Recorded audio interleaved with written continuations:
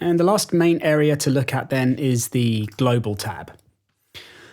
This has got quite a few useful things in. I won't go into too much detail with the individual preferences here, but I'll run you through the oscillator settings as they're pretty cool, these chaos dials, and also the unison settings the most. So starting off with the oscillator settings, these switches simply allow you to turn pitch tracking off for either or both of the oscillators, so they then stay at a fixed pitch that you set using the tuning controls on the front there.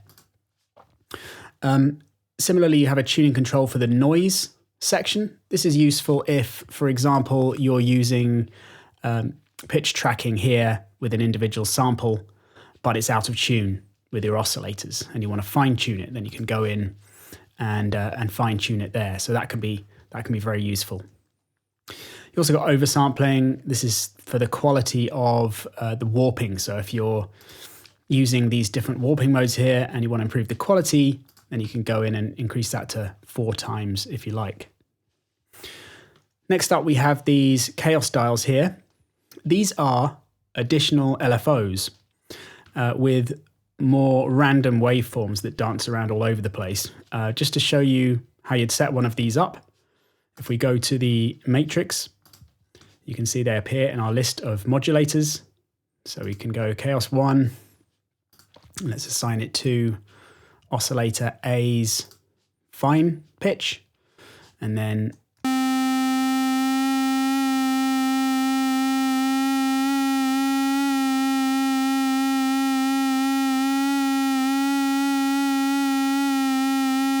you can see it dances around all over the place there in quite a random fashion. I've set it to quite a large amount there, a whole semitone, but if you want to just make it a small amount there, then this could be a good way of introducing some randomness to notes.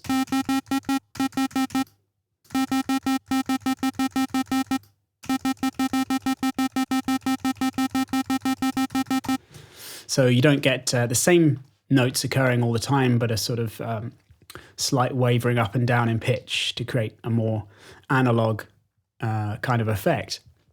The other parameters we've got for the LFO are rate dials and then a BPM sync, although it's supposed to be a kind of random effect if you are using it in a more extreme way. Then you might want to sync it.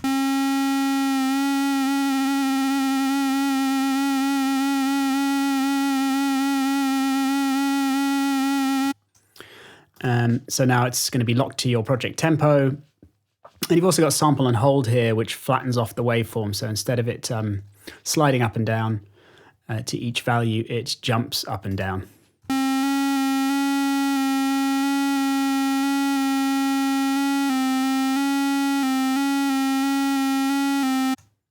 So 2 extra LFOs there for creating any random or chaotic or even just subtly shifting but ever-changing effects in your sounds.